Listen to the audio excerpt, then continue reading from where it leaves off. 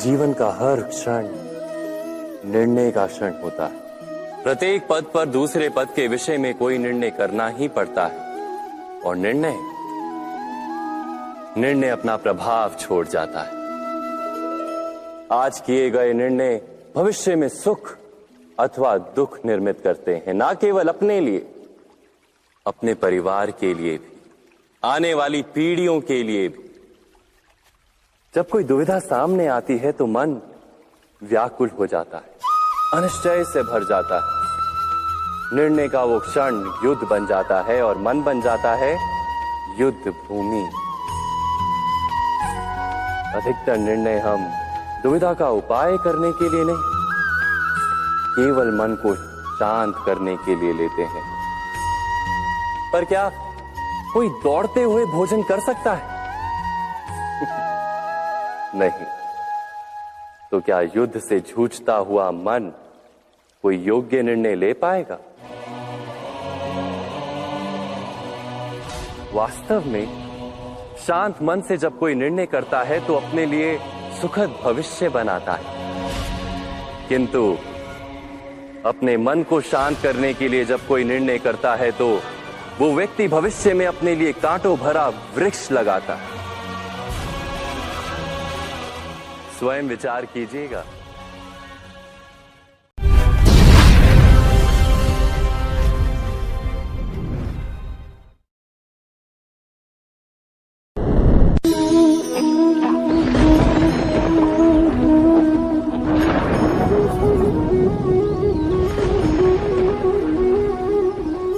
सपनों और पूर्वाभासों के आधार पर हम भविष्य के सुख दुख की कल्पना करते हैं। भविष्य के दुख का कारण दूर करने के लिए हम आज योजना बनाते हैं, किंतु कल के संकट को आज निर्मूल करने से हमें लाभ मिलता है या हानि पहुंचती है, ये प्रश्न हम कभी नहीं करते। सत्य तो ये है कि संकट और उसका निवारण साथ जन से, व्यक्ति के लिए भी और सृष्टि के लिए भी।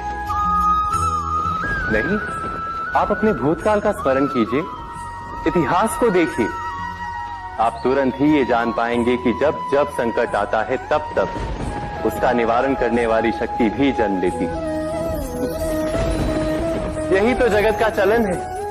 वस्तुतः संकट ही शक्ति के जन्म का कारण है। प्रत्येक व्यक्ति जब संकट से निकलता है तो एक पद आगे बढ़ा होता है, अधिक चमकता है, आत्मविश्वास से अधिक भरा होता है, न केवल अपने लिए अपितु विश्व के लिए भी। क्या ये सत्य नहीं? वास्तव में संकट का जन्म है एक अवसर का जन्म, अपने आप को बदलने का अवसर, अपने विचारों को ऊंचाई पर करने का अवसर, अपनी आत्मा को बलवान और ज्ञान मंडित बनाने का अवसर। जो ये कर पाता है उसे कोई संकट नहीं होता, किंतु जो ये नहीं कर पाता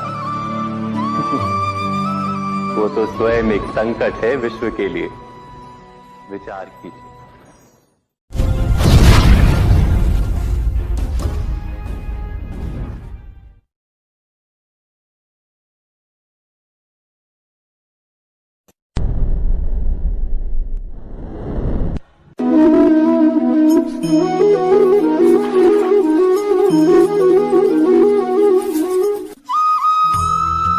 जीवन में आने वाले संघर्षों के लिए जब मनुष्य स्वयं को योग्य नहीं मानता, जब उसे अपने ही बल पर विश्वास नहीं रहता, तब वो सद्गुणों को त्याग कर दुर्गुणों को अपनाता है।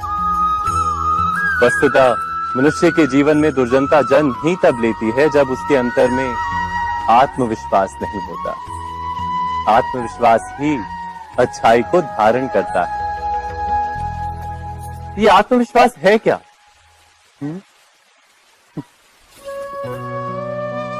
जब मनुष्य ये मानता है कि जीवन का संघर्ष उसे दुर्बल बनाता है, तो उसे अपने ऊपर विश्वास नहीं रहता। वो संघर्ष के पार जाने के बदले संघर्ष से छूटने के उपाय ढूंढने लगता है। किंतु जब वो ये समझता है कि ये संघर्ष उसे अधिक शक्तिशाली बनाते हैं, ठीक जैसे व्यायाम करने से देह की शक्ति बढ़ती, तो प्रत्येक संघर्ष के साथ उसका उत्साह बढ़ता है। अर्थात आत्मविश्वास और कुछ भी नहीं, मन की स्थिति, जीवन को देखने का दृष्टिकोण मात्र है। और जीवन का दृष्टिकोण तो मनुष्य के अपने वश में होता है। स्वयं विचार कीजिए।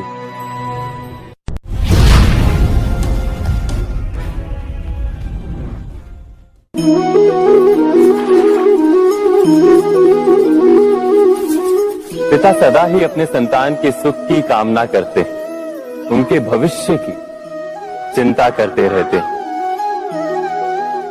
इसी कारणवश सदा ही अपने संतानों के भविष्य का मार्ग स्वयं निश्चित करने का प्रयत्न करते रहते।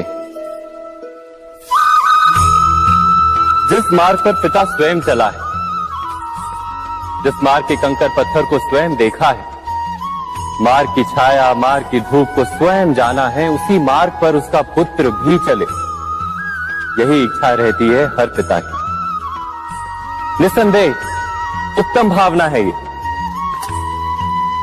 किंतु 3 प्रश्नों के ऊपर विचार करना हम भूल ही जाते हैं। कौन से प्रश्न? प्रथम प्रश्न, क्या समय के साथ प्रत्येक मार्ग बदल नहीं जाते? क्या समय सदा ही नई चुनौतियों को लेकर नहीं आता?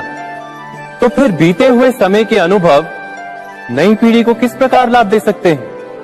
दूसरा प्रश्न, क्या प्रत्येक संतान अपने माता पिता की छवि होता है? हाँ, संतानों को संस्कार तो अवश्य माता पिता देते हैं, किंतु भीतर की क्षमता तो ईश्वर देते हैं।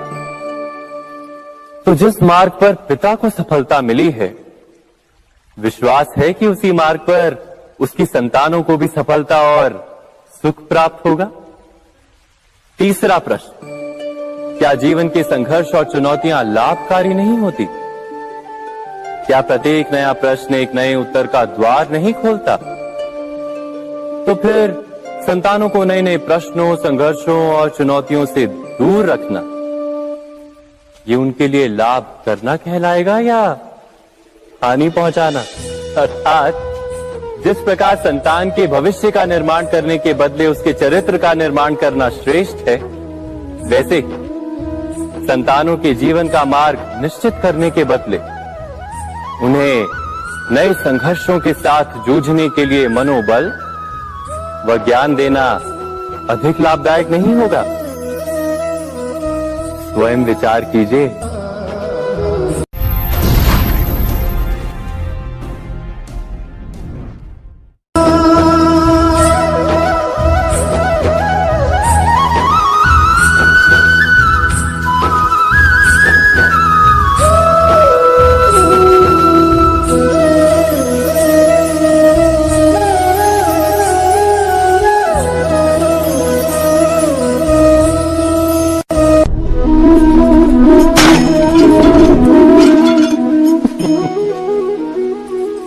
कभी कभी कोई घटना मनुष्य के जीवन की सारी योजनाओं को तोड़ देती और मनुष्य उस आघात को अपने जीवन का केंद्र मान लेता।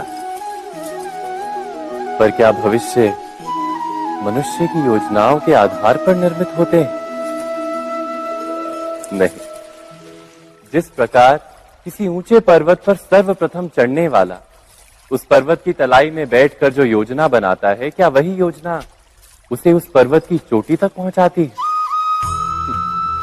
नहीं, वास्तव में वो जैसे जैसे ऊपर चढ़ता है वैसे वैसे उसे नई नई चुनौतियां, नई नई विडंबनाएं, नए नए अवरोध मिलते हैं। प्रत्येक पद पर वो अपने अगले पद का निर्णय करता है। प्रत्येक पद पर उसे अपनी योजनाओं को बदलना पड़ता है। कहीं पुरानी योजना उसे खाई में ना ढकेल दे। वो पर्वत को अपने योग्य नहीं बना पाता, केवल स्वयं को पर्वत के योग्य बना सकता है। क्या जीवन के साथ भी ऐसा ही नहीं? जब मनुष्य जीवन में किसी एक चुनौती को, एक अवरोध को अपने जीवन का केंद्र मान लेता है, अपने जीवन की गति को ही रोक देता है तो वो अपने जीवन में सफल नहीं बन पाता और ना ही सुख और शांति प्राप्त कर पाता है।